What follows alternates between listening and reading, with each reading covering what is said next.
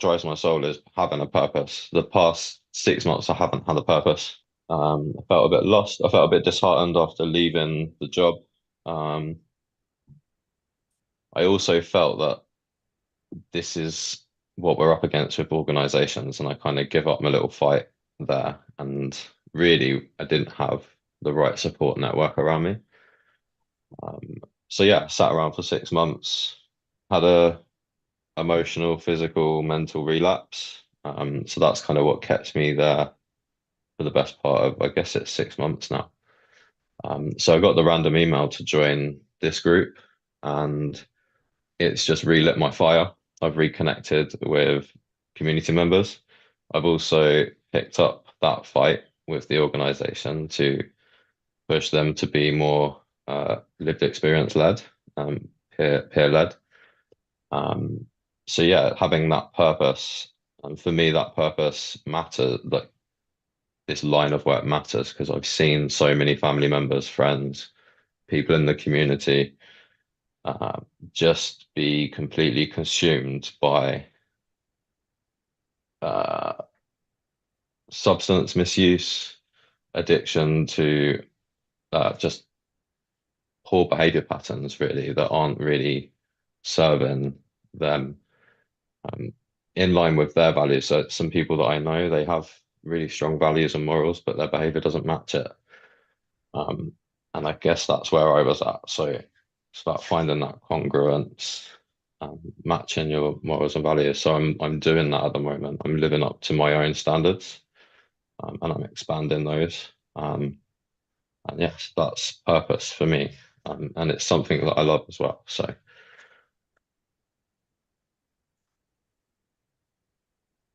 Thank you. Okay, excuse my tickle.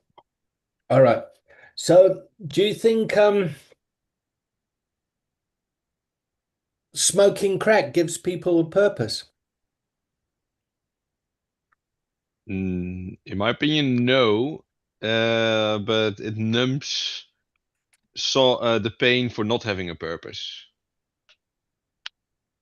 I Yeah. read somewhere something, if it said men, but of course it's a man and woman. If men don't have a purpose, they seek pleasure. Yeah. And the cocaine, porn, scrolling, whatever, numbs the feeling of not feeling the purpose. Okay. Marlon? What you want? My purpose? Or Well, I can hear your purpose, but the question was, so about where I want to go with this is if people are in a culture of addiction, yes. they using their addiction, serving their addiction gives people a purpose. It gives you something to do. Mm-hmm. Yeah. If somebody can have a purpose that's based in recovery, yep, it gives people an opportunity to do something in recovery, as opposed to kind of white knuckling and just not using. So when I engage with people and I say to them, okay, so is your soul's purpose to sit in a room and smoke crack all day, then go and do it? They often turn around and go, no, that's not what I want to do. And then you have a conversation about exploring, well, what is it you want to do? So, to give you an example, a case study, I had a 17-year-old kid brought to me by their parents, yep. And he was smoking a lot of ganja, yep. And the family kind of think, okay, well, go and see David. He's got lived experience. He'll tell you his story, and then you'll stop. Yep. And the 17-year-old kid comes in, sits down, and just thinks, what does this old man know? Who's this old guy? What's he got to tell me? He doesn't understand. So I engage with him and first of all say, I'm not here to tell you to stop taking drugs because they're bad for you. But tell me what you do like to do. And then he started telling me about how he loves to grow dope, his ganja plants and his skunk and this and that and the lights and he was really into this sort of stuff. And then we took it a bit further and he loves horticulture. Yep. And he loves what's it when you like keep snakes and lizards and pets and Herbie something. I mean, he used all these names that around all these things, and you could see him lighting up. Yeah. So instead of trying to get him to stop smoking dope and talk about that, to really expand what he did like to talk about. And he got a form of recovery that at 17 years old, when kids are experimenting, that's the norm. But you can't tell parents that are anxious, yeah, it's normal for your kid to take drugs. You know, tell your kids to take drugs. It's a good idea. You can't do that. That's just going to give you a whole lot of political problems. Yeah. Am I making sense here? A lot of sense. Yeah. Yeah. So when I met this 17-year-old where they're at, and I engaged and listened to what they wanted to talk about, I started to get an understanding of the things that motivated him. So highly intelligent, yep, very creative, and then channeling that into something more than just kind of smoking dope, he really kind of lit up. Making sense? Mm-hmm. You're trying to navigate, help navigate. And a lot of people that come into recovery or go into treatment at 30 years old or something, it's traumatic because they've had a whole lot of meaning and purpose in their using, in their addictive behavior. It's like, oh my God, what am I going to do now on a Friday night? How am I going to connect? How am I going to interact with people? What am I going to do? So it's about holding them in a space and getting curious around what gives them meaning and purpose. Yeah. Darius is in a job now where he doesn't like the admin side of it. That's correct, hey, Doris? Mm-hmm. Yep. And if you look at his WhatsApp picture, you will see he's down on his knees proposing to his wife, I think. That's correct. Yeah. Fiance. But Yeah, yeah, that's correct. fiance at the time, yeah. So, Still my fiance. We're gonna marry in October. oh, okay, great. But Great. continue. Thank you. I will proceed, yeah. So when I looked at his photo yesterday, yep, I made the projection that this is something that Doris really values. His relationship is important to him. Yep. Does that make sense? Yeah. Mm. And what's brought him here is his behavior that's impacted something that was sacred to him. Is that fair to say, Doris? Yeah, definitely. Yep. Cool. Okay. So what we're going to do now is kind of go forward of like, what does Doris want his life to look like? So the coaching conversation starts with check-in, contract, build the container. You find out what the agenda is. You listen, you ask open-ended questions. You listen at levels 1, 2, and 3, and you're listening to needs, values, and purpose. Yeah. What does this person need? What does this person value? And if you can get those aligned, you can get to purpose. Yep. So Marcus needs an environment that can support him in working, in addressing the injustices that have happened in the system, because he values the people that fall through the cracks. So if he's got a job that helps him do that, he wakes up to meaning and purpose. Is that correct, Marcus? Yeah. Yeah. Fuck, I know my shit, huh?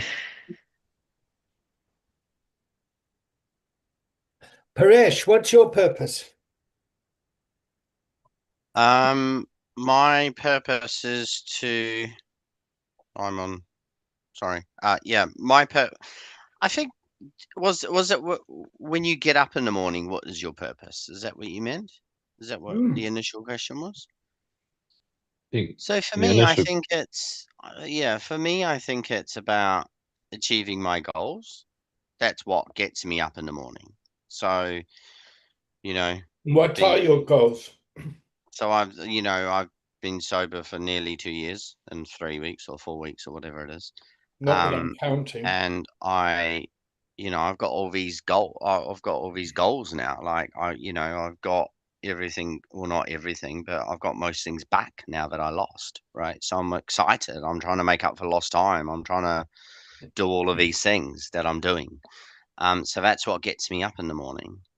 They're all kind of goal orientated. Okay. Things that So I when just I couldn't get do. there,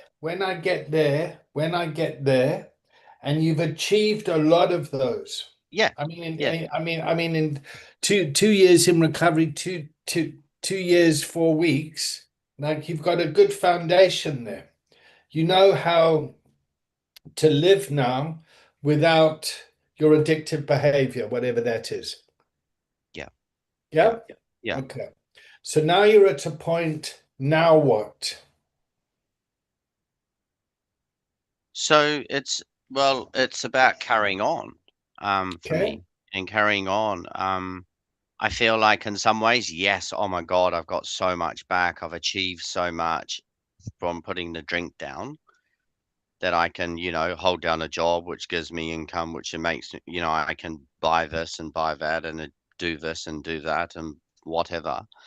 But so in some ways, I think I've achieved a lot, but in some ways, it's like, well, I've just started. Yeah. I'm just starting, because I was in active addiction for so long. You know, the whole What what do do they you call it? value in your life? Sorry, What do you value? What's important to you? family. Okay, tell us about family. So for me, it's about being present, Okay. um, and being useful member of the family Okay. and providing. Yeah, So, because when I was in towards it later stages of my addiction, I didn't have access to my family. I okay. didn't even have keys to my own house Oh, that's or my hard, car. huh? Yeah, but that's what happens, right? I Yeah, have no yeah, sympathy for myself now. Before it was everyone else's fault, right? This was all my wife's fault and like everyone else's fault and blah blah blah. But yeah, okay. um, and it's kind of easy to say that now, isn't it? Because I've got the key now, and you know, and I have access to my own money. I didn't have that either, right? My wife gave me £20 a day.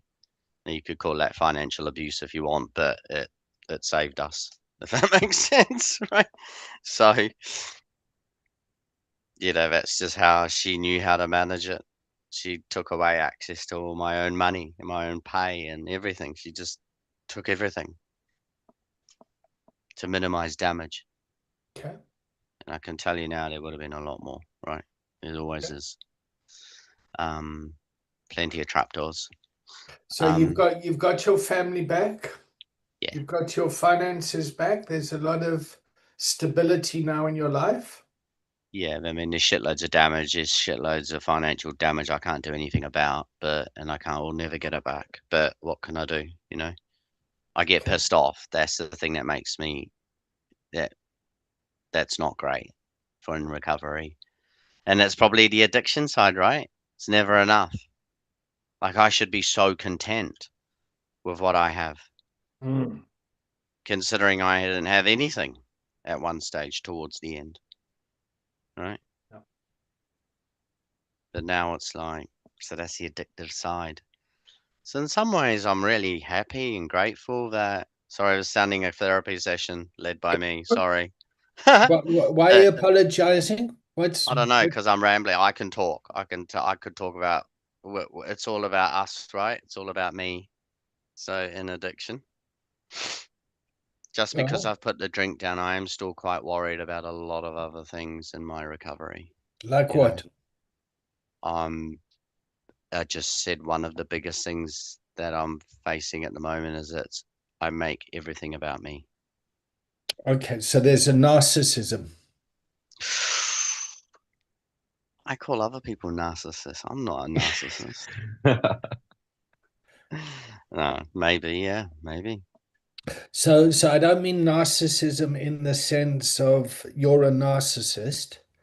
What I Okay. mean is around the self-centeredness of it, the anxiety, Yeah. like Yeah. I relate to that as well a lot. Yep. And that Yeah. anxiety that consumes me has stopped me being a present father. Yeah. Yes. And I would justify that by saying, well, I'm providing, I'm in recovery, I'm doing my stuff, and I've got this anxiety and this catch-up syndrome. Yeah. But actually I'm not present. Yeah. Yeah.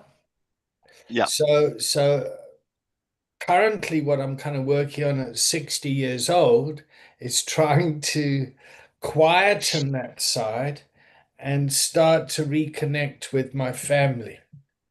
Yeah. So I might have recovery, but if I haven't connected to that side of things, that's not, yeah. But also I need to have some self-acceptance that I'm fucking bonkers. Mm. Yeah, I'm just not a fucking full picnic basket, or my picnic basket is running is overfull. Mm. Yeah.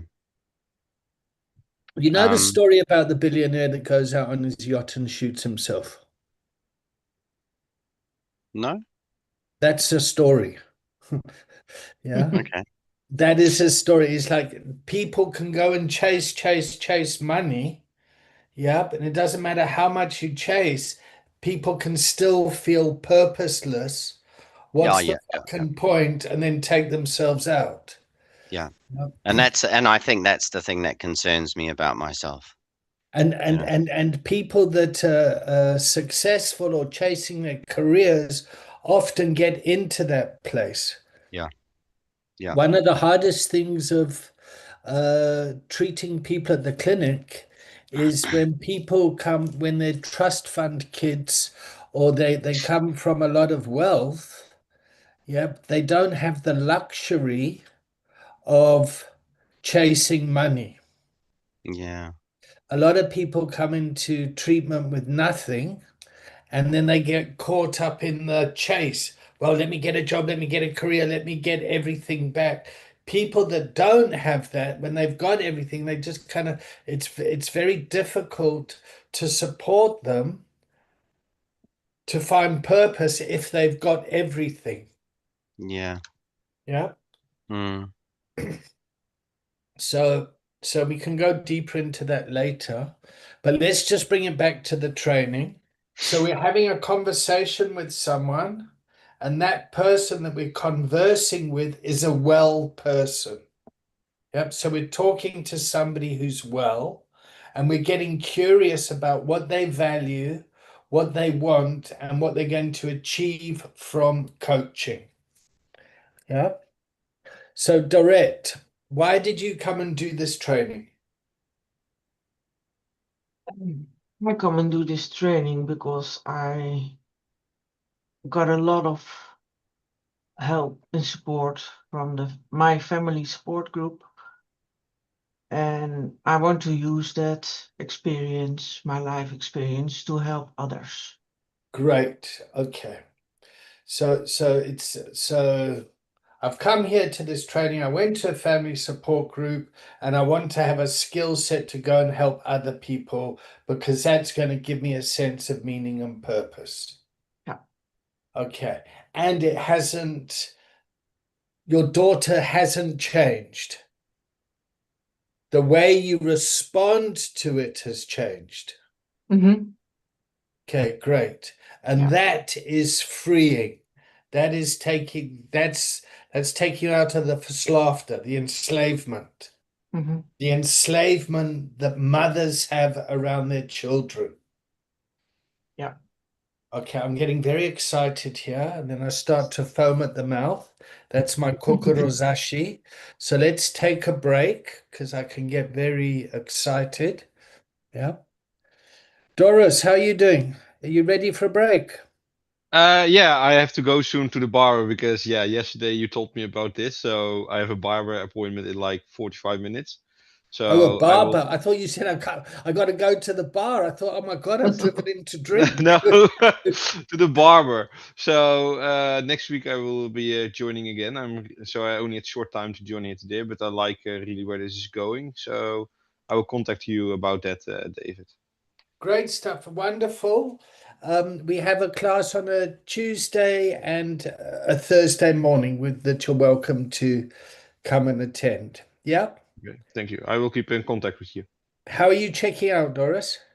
Good, positively happy how international this also is, and really looking forward to how it is going to develop. Wonderful. It's great having you here. See you next week. See you All next right, week. everyone else, Thank you all. let's take a 5-minute break. 7-minute. I know some of you vape.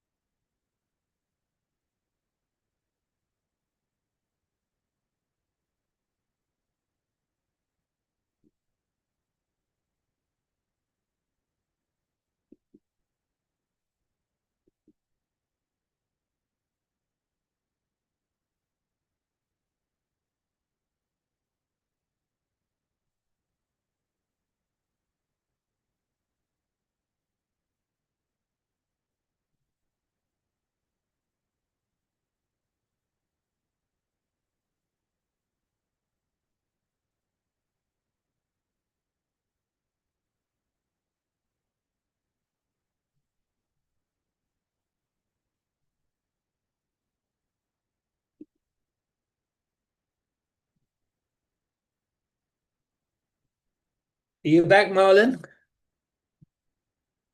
What's the crack with vaping, David? Should I know obviously should I not vote vape on screen? Because I feel a part of me feels like I shouldn't be doing it, but I know Oh, from a coaching perspective, it's not great. I wouldn't. so how do you feel about it? Well, it's like being in a meeting, isn't it? You suppose you don't vape in meetings. Don't you? Well, the outside ones, yeah, but inside ones, no. And yet AA used to be filled with smokers. I know, I know. Mm. So I'll give you my personal opinion. Mm. I'm just really grateful you're here. And whatever's going to get you here. Okay. Can you Yeah. still read my screen? Is it the right way round? Yeah, I can, yeah. 287. Okay. So Yeah. now I've changed it. So Yeah. that's okay, cool. Now I've got to try and get it so it doesn't follow me around like this. Oh, there's Olivia who's just had a job interview. You can see she's all kind of suited and booted. Have you got an Apple laptop, David? Yeah, I just got one the other day. Yeah, so that's why, because it like zooms in and does all this funky stuff, doesn't it? Mine does the Yeah, same. I'm Yeah, I trying to don't know how you, It's stop a it. I it's a don't know how you setting. change it. It's a set. If you go into videos and effects on Zoom, so just above your camera, there's like a little arrow, Yeah, and then go down to where is it? there's video and effects. There's auto frame my video, which Auto frame. Switch that off, and it will stop following you. Marcus, talk me through it again. What do you do? yeah, So no, go no, just no, see it where was video. off. See where video is on the bottom. One of the buttons. There's like a little arrow. FaceTime, no? What the fuck? I'm no good with this stuff. So on the bottom bar where you got the reactions, Oh audio. yeah, yeah. So Oh see yeah. next Click to on video. Yeah, yeah. Click yeah. video, and then go to appearance. Appearance. Mine doesn't say appearance. It says blur my background, auto frame, adjust background, choose Yeah. So video. switch auto frame off, Okay.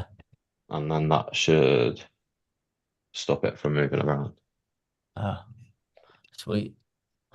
Yeah, no, it's not working for me. David, I'm going to have to leave the meeting now, even though I wasn't really in the meeting. I was just listening. So I will be back again on Thursday. Today's Thursday, so next Thursday. Tuesday, next Tuesday. Tuesday. How, What how, day is it? how are you doing? How are you checking out, Olivia? I was so Yeah. love what you and Marcus put together. Yeah, I was going to ask you that. Was it okay? I've researched some. I've got 5 on my list that I'm going to research into them. Around a little bit around Kent, around where I live. So I'll do the scoring and stuff like that. And I'm going to meet Marcus tomorrow Oh, for a coffee and wonderful, a catch wonderful. up. Yeah, Wonderful. so we're going to meet up and try to kind of create something. So yeah. Looking Cool. forward to it. Did you get my email, Mark? Did you get Yeah, my yeah, yeah. email? Yeah, I sent back Okay. the location and stuff. Right. Okay, then. So I'm checking out.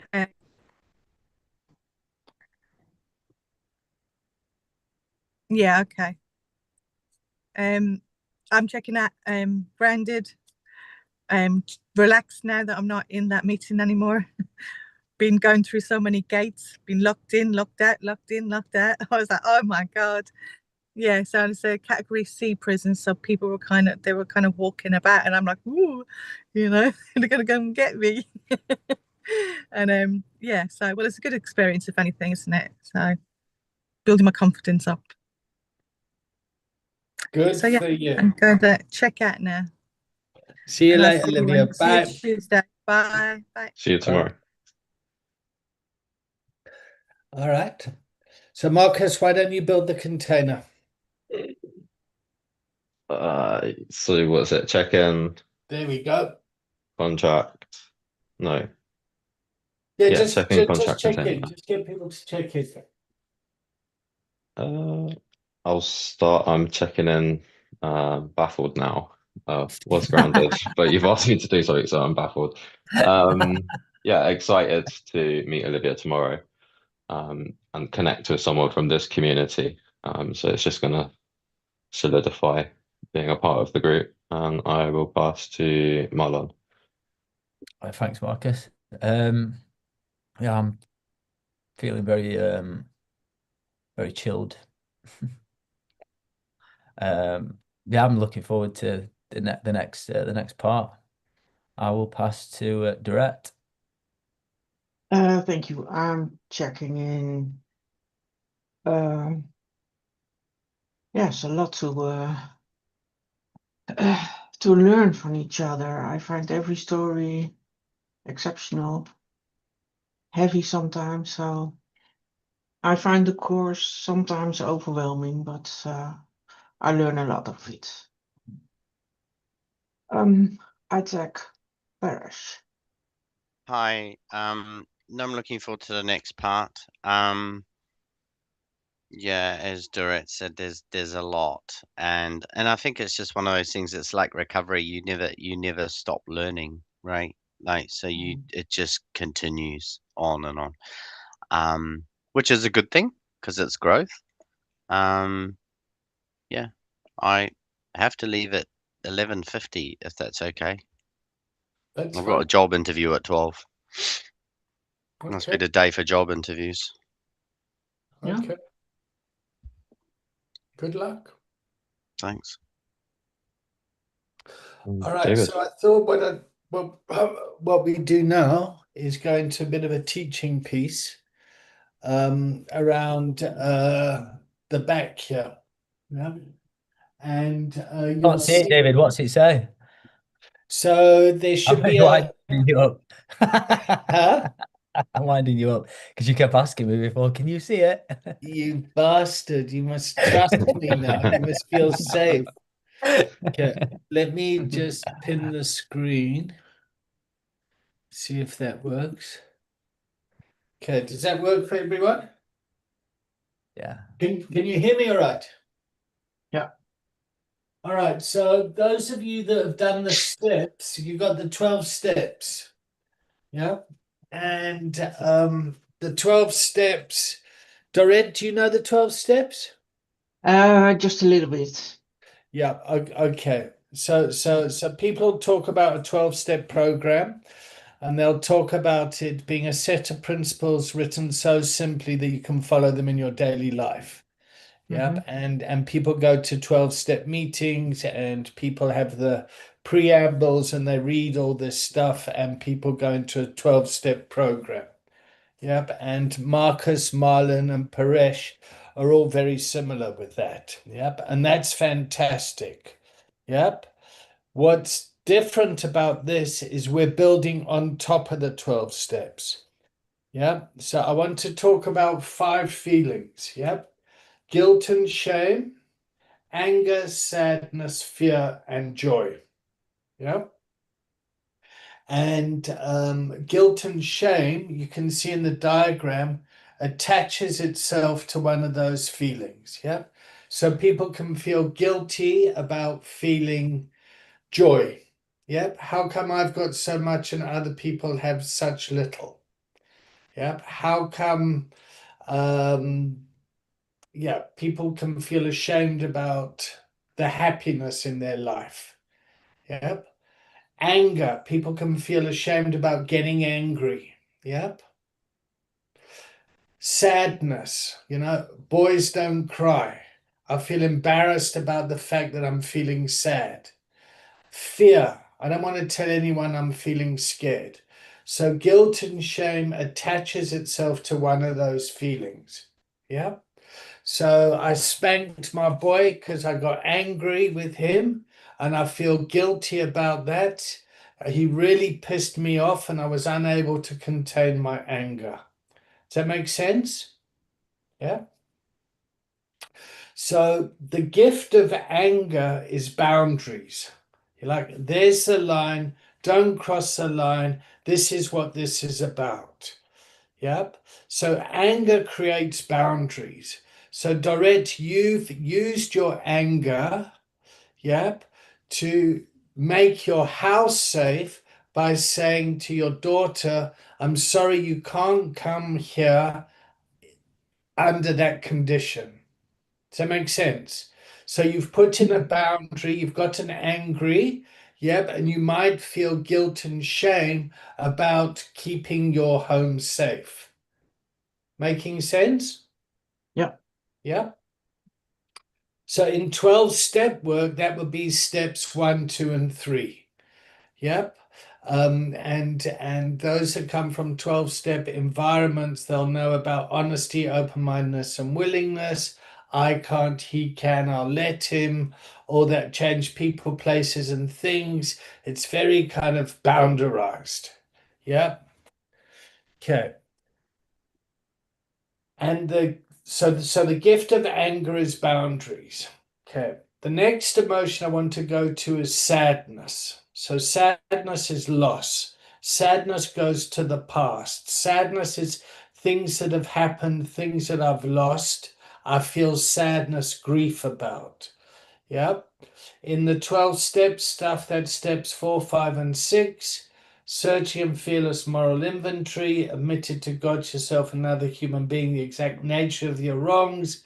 And step 6 is entirely ready to have God remove all these defects of character. Yep. So there are 3 spiritual principles that are attached there. Yep. I want to talk about the sadness part. Yep. The grief, the loss. Yep. So your daughter is out there now, and that must be. Are you okay with me talking about this, Dorette? It's okay. Yeah. Yeah, you sure? Mhm. Yep. So because my motive is to stay with the training, to teach the model, and to bring wellness to the system. Yep. Yeah. And it must be really hard sitting there like, oh my God, what happened to my child? This wasn't part of the plan. Yep. So David, can I just say something to Dorette? This what you've had to do is the same what my parents had to do to me, and I'm 35, and it happened to me at 29 and at 34. So I yeah, just thought I'd let you know that Thank you.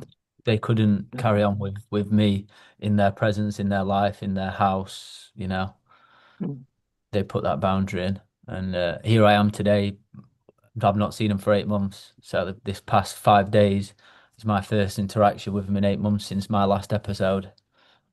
So yeah, I just Yeah. thought I'd let you know that. That's good to hear. Thank you. great. So let's pause there for a second. Yep. And so Marlon just jumped in there with a bit of his lived experience. How did that impact you, Dorrit?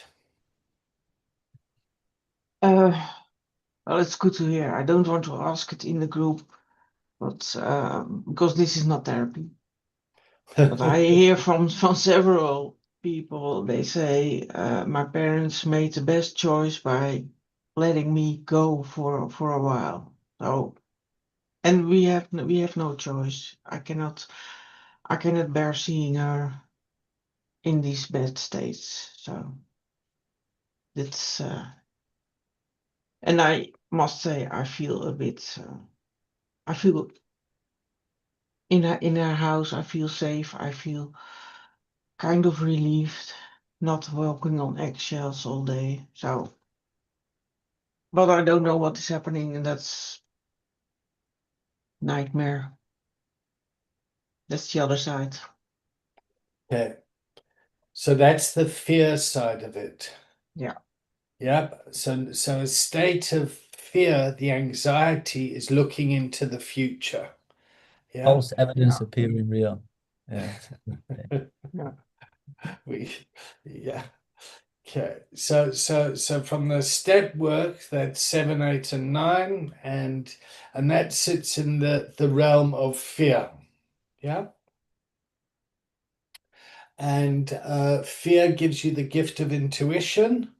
And it can help you see into the future. So if I don't save for today, I'm going to have a problem come retirement. Yeah. If I keep giving money to this person, that's going to impact my finances. There's all sorts of things that might happen. Yeah.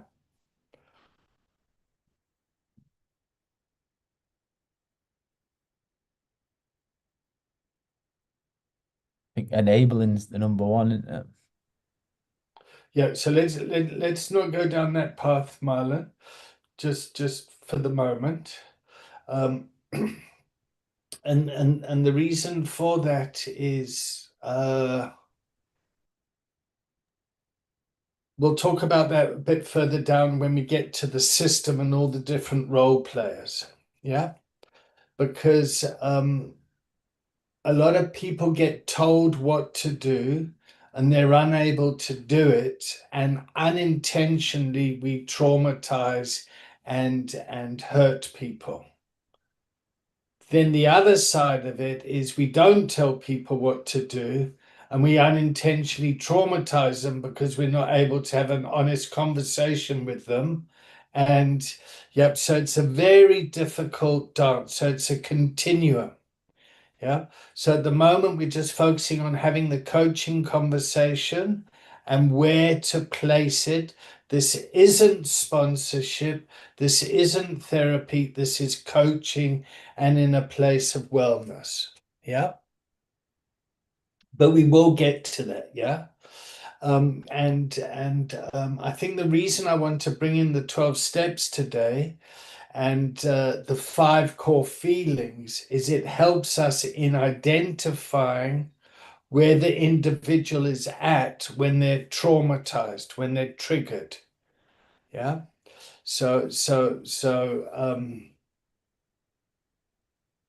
Yeah, there's so much there's so much there. I don't want to move too fast, but we're doing great, huh? Mhm. We're doing great. Okay. Are you all right, Dorette? Is the Yeah, environment you're in okay? Is this conversation yeah, okay? it's okay. It's okay. I mean, that was just my husband telling he is going for a walk or something. That's He's good. have, yeah, it's okay. It's good husbands go out and walk. Like, just get out the Yeah. house, go and walk. Do your own thing. Yeah, go do your own thing. Like, leave me, I'm training now. Go away. Yeah. All right. Okay. And then joy is what life's meant to be about. It's about blessing. Yeah. And so step 10 talks about continuing to take personal inventory, and when we were wrong, promptly admitted it. So how to look at ourselves. Yep. And when we fucked up, to say, Jesus, you know what? Yep. And then 11 is about sought through prayer and meditation to improve a conscious contact with God as we understood Him, praying only for knowledge of His will for us and the power to carry it out. Step 11 is really about you're not powerless. What fucking life do you want to live? Go and live it. Yeah. Stop playing that kind of, you want to take drugs? Go and take drugs, but stop dragging everyone with you. Yep. Like let's use safely. And when you can confront people in that space, often they then open up and go, oh, okay, well, actually, I don't want to do that. Yeah. And so the reason I want to stress this out is the coaching conversation is holding someone in the place of being powerful, resourceful, and whole. They are not sick people. Yeah. Now, a lot of treatment centers and things like that often just focus on the beginning, getting people detoxed and getting people, you know, your life's unmanageable and you're powerless and all that stuff. But they don't do the building up, the recovery part of it. It's like, okay, you've had your 1 month of treatment or whatever. Let's send you back to this toxic environment that caused you to behave like that in the first place. And if the family hasn't been worked on in their recovery, you're just setting people up to fail. So the coaching conversation is holding someone in that place of wellness. Yep. What is your purpose? Why are you here? What do you want to do with your life? Yeah. And we need to stay in that space. Because if someone's unwell, that's out of our scope of practice. Yeah. And this isn't paid sponsorship. Yep. And it's not therapy.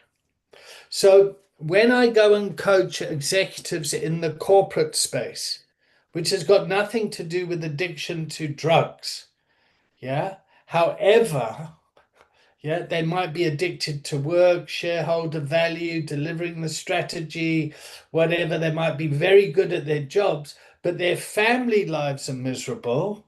Yep. And they don't know how to handle that. The engagement is very different, but they can't be seen to be going to therapy because the stigma of, oh my God, the boss is sick, he's gone to see a therapist. Yeah, there's a stigma there. Am I making sense to everyone? Do my esteemed colleagues concur with me? Yes. Yeah. So, in the employee wellness side of things, the way that corporates get set up is they don't know how to handle the touchy-feely stuff in the workplace. They'll outsource it to HR, and then HR will have external suppliers. Yep, like employee wellness programs, clinical doctors, social workers, but they don't understand the business context of things. Yeah. So, Marcus, the organization that you're rubbing up against, yeah, they're most probably looking at from a different set of systemic pressure. Is this making sense to everyone?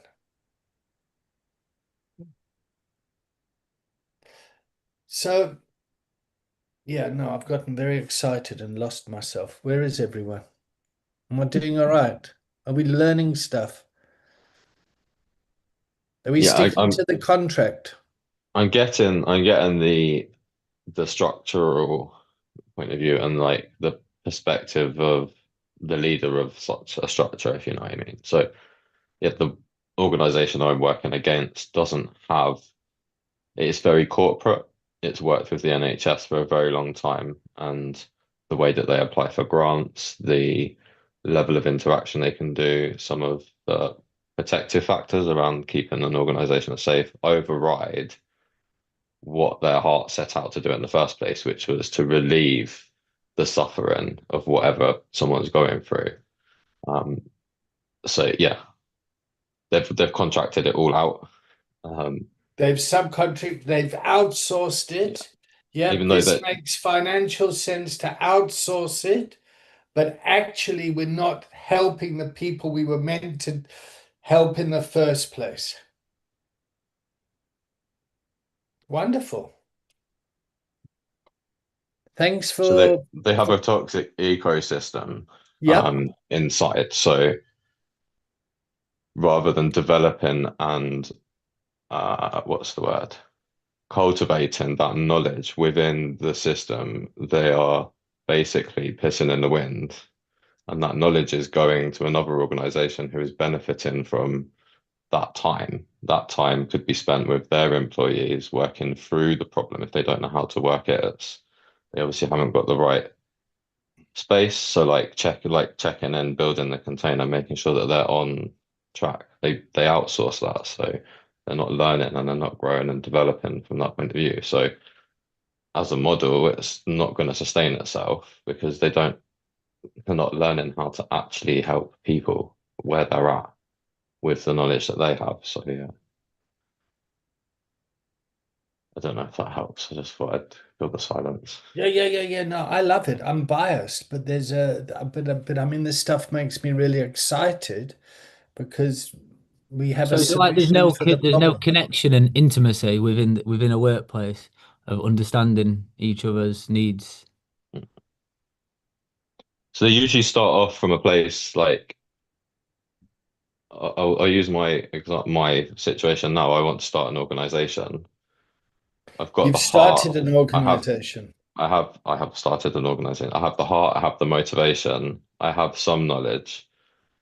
If I if I start to employ other contractors to come in and do the bits that I don't know, then I'm not learning. I'm paying someone else to do it, and they're going to end up taking my business at the end of it because they're going to get knowledge on the specific area that contracted them to do. And then they'll probably build on the gaps that my organization is now creating because that knowledge gap isn't being filled here. Someone else is going to take advantage of that. And it's just going to get corporatized into their corporate structure. So it would work if you had like Lero is how this organization operates. You contracting out, but you're contracting out to another organization who is a part of the eco culture of this particular model of recovery that we're trying to bring to people. So you will get feedback through these meetings where those members who are a part of this ecosystem come in, and so you still share knowledge.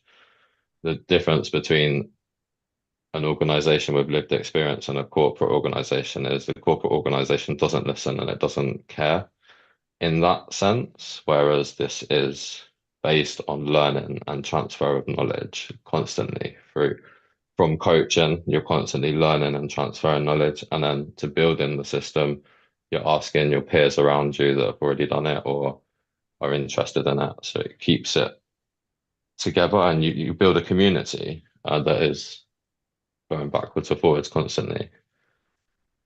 That makes sense. I think I'm doing the corporate world a disjustice here, but it's capitalism, so. Great.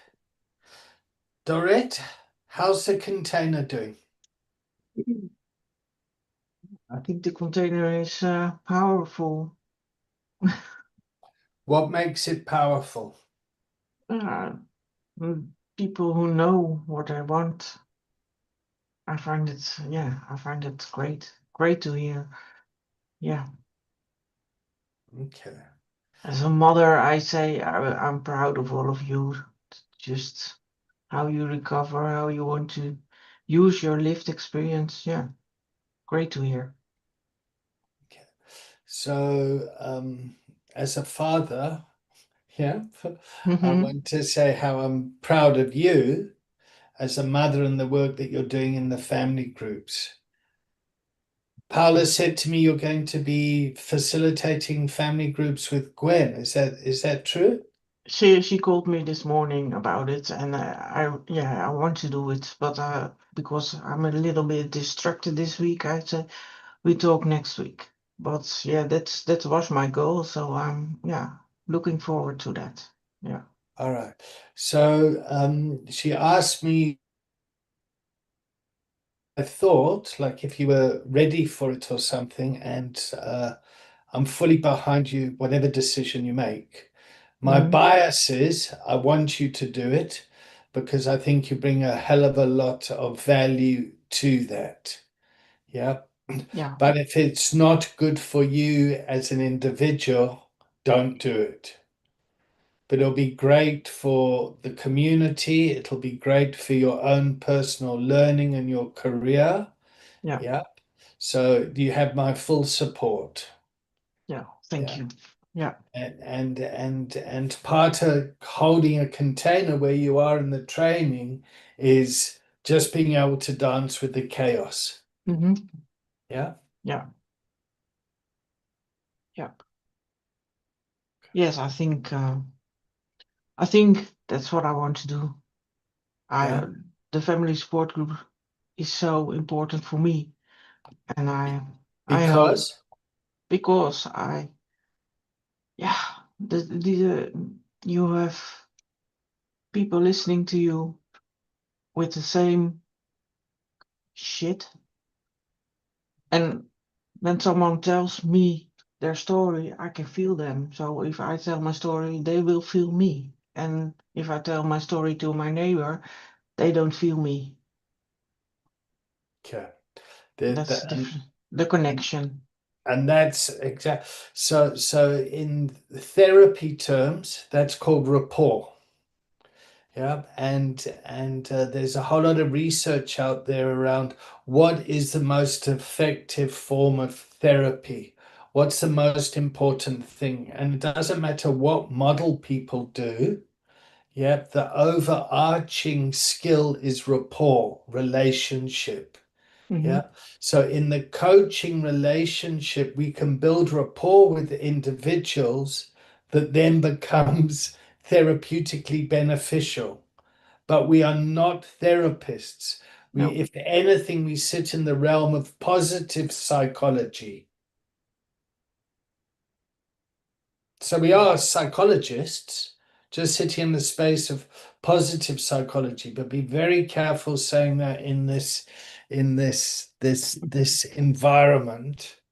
But in UK law, anyone can call themselves a psychologist.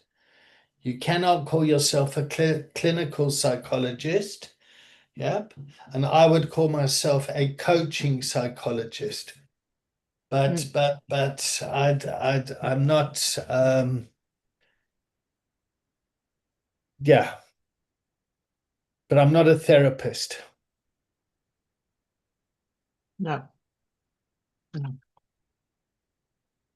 I understand. I know what the role of facilitator is. Listening, asking, no advice.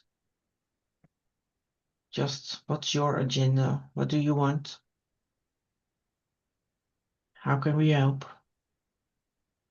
That. What do you want?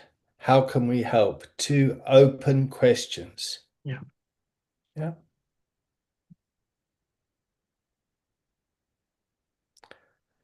So, Marlon, what's your next step?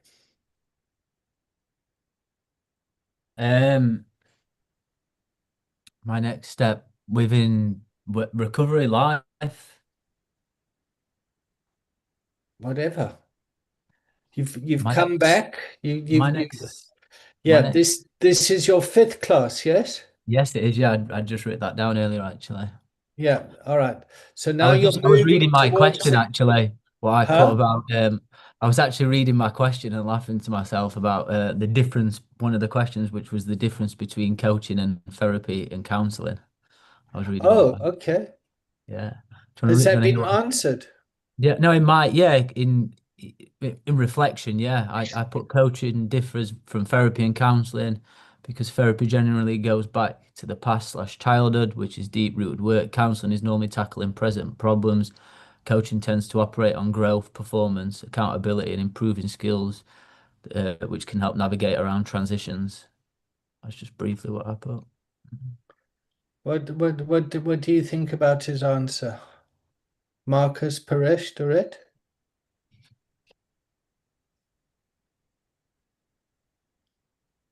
My mind completely wandered off there. Oh, You- okay. Can you read? Do you mind? Can you read the second part again? I got the first bit. Yeah, so I put, God, this is like big stuff for me, this. It's very big stuff for you. Well done, mate. And Well done. give me some validation. Coaching differs from therapy and counseling because therapy generally goes back to the past slash childhood, which is deep-rooted work. Counseling is normally tackling present problems. Coaching tends to operate on the growth, performance, and accountability, improving skills and navigating around transitions, helping navigate around transitions. Yeah. Just give him his masters. I know. Yeah, Give me, yeah, yeah, give me, yeah. I was quite impressed with that give me the answer. money. That's a good answer. Yeah. Paresh, would you support what he said? Yeah, yeah. I like the distinction. I don't. I'm assuming it's correct. This distinction at the first part in terms of counselor today, therapist past. I didn't know that. I didn't Yeah, know I that. also didn't know that, but I'll I go thought it with was it. just there's two different terms for the same thing. And then coach around. Yeah, I mean, it's good. It's interesting. So a coach doesn't provide solutions, correct? This is a really dumb thing to ask, maybe. Find help from my perspective as a coach helps you find the answer. Yeah, So- otherwise you haven't bought into it, right? Otherwise me going, you need to go for a run at 6 o'clock in the morning, you need to do this, you need to do that, as opposed to getting the like dealing with a kid. You get them to come up with the answers, don't you? You know? It's like when David said, what do you think your purpose is? Yeah. What do you think you need to do? What do you think will be good for you? So that's the guidance, isn't it? Yeah. Guiding them to the right path. Navigating. Navigating, guiding. Guiding. Yeah. Okay. There's something I learned with social pedagogy. I think that I said it right. And it was based on dealing with children that had additional needs, and you starting to see it more come about in the recovery spaces. So how they run recovery houses, and it unblurs the lines between professionality and like meaningful connection. So where a child might want to be comforted with touch, teachers generally have been discouraged from not touching children for obvious reasons for boundaries and stuff. But some children, their learning style, their communication style is touch. So that falls under something called social pedagogy. And you can do one of four things. You can do it to them. So you can give them instructions, or you can give them consequences for not doing certain actions. So that's doing it to them. You can do it for them, which isn't going to help them in the long run learn what it is you need to teach them to do. You can do it at them. So you can get frustrated with them. You can get caught up with your feelings and you can project those at the child. Still not going to get the child or person that you're working with to fall in line with the goal. And the last one is with them. Doing it with them shows compassion, understanding. You're in a teaching role. So you're helping them find their way. So to them, for them, with them, at them. I kind of use that as a thing. And I can check myself against my interaction with clients or whatever it is that I'm trying to sort of work out a problem with. So I don't know if that helps. But yeah, to, with, for, and at. Yeah. Helps me. Yeah. Yeah. And how it's helpful is it proves the principle that the container has the resources. Yeah, so we've built the container, and Marcus, your wisdom that you've just brought to the container is great. Does that make sense? There's like I've been in some real containers where I just think, fucking hell, this isn't going to go anywhere. And actually, when you just sit and trust that the container is going to have the answer, it comes up. So I'll give you an example just before we close. Yeah. I went to Soweto in South Africa, which is a township. Yep. And I did the 3-day training there. And every morning, this guy would come in. He was completely pissed. Every morning, he'd arrive there pissed. He'd sit there and every now and again he'd go,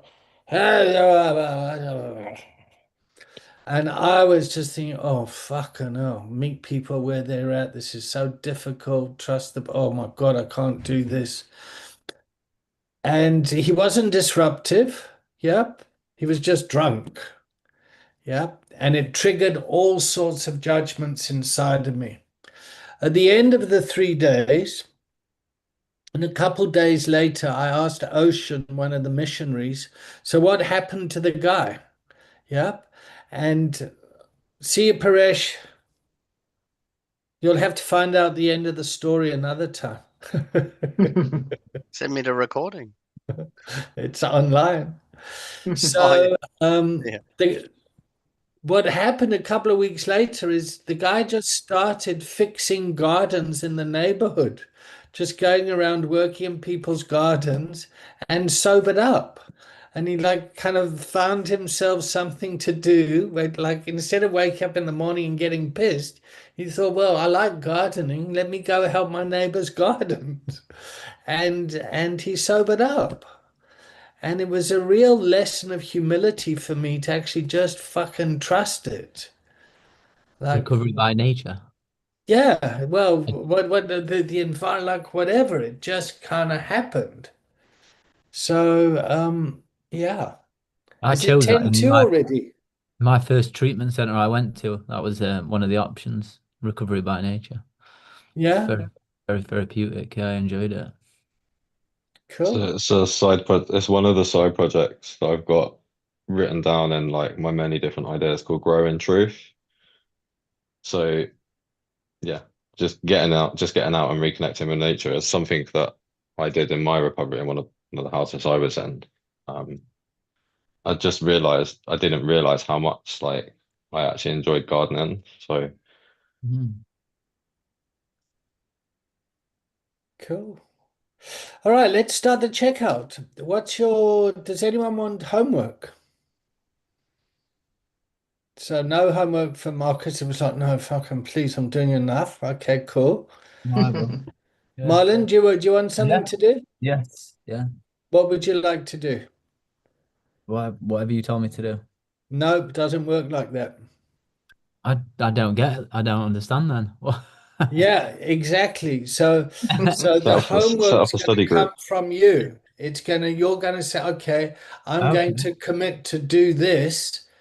Yep. I'll commit to taking the group then next Thursday. Okay. So Yeah.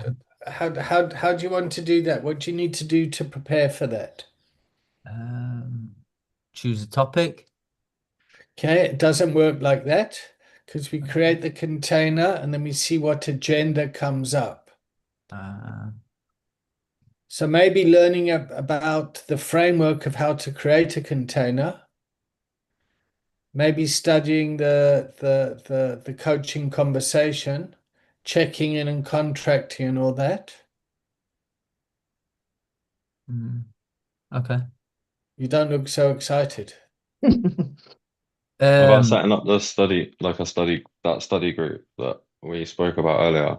What I spoke about, but Paresh, so just go through it like a book study. yeah, that can suggestion. Yeah, I'll have to take. I'll take your email address. Just I'm 7 hours in front here, so uh, I've got to Oh, find so time. what are the lotto numbers for tonight? I'll drop you an email, Marcus. Yeah, cool. All right, so that's your homework to drop an email with Marcus and then see what Yeah, happens. there it is. Great. Cool. All right. Dorette? Um, I am going to do some gardening Oh, Okay. nice. to relax, and it's nice weather finally, so that's my homework. One step at a time. Okay. Cool. All right. Thank you, everyone. I check out feeling yeah, I'm proud of this of where this is going. There's a lot coming out of these containers. I'll take you, Dorette. Yeah, I feel the same. I'm learning very much, and I written down what Marcus said about ritual and then all those things. Yeah, I think it's helpful. Thank you, and I thank Marlon. Oh, thank you, Jack. Yeah, I'm checking out Grateful. I'm looking forward to getting back home tomorrow. Um, and looking forward to next week, hitting Tuesday and Thursday, back in the swing of life on my little island. So yeah, I will check out Grateful. I'll pass it to Marcus. I'm gonna check out Encouraged and looking forward to meeting Olivia tomorrow and just the many conversations I'm gonna have because this thing's just got me on fire. I just don't stop talking about I've started this course. Kokorozashi! I've started this course, and I've started an organization, so I need to put some attention into that, and yeah, so I don't lose momentum on it. Cool. All right. That's it. That's a wrap. Cool. See everyone. See you later. Bye. Bye. Bye. I'll email you, Marcus. Cool. Yeah, cool. Yeah. I'll catch See you up with later. you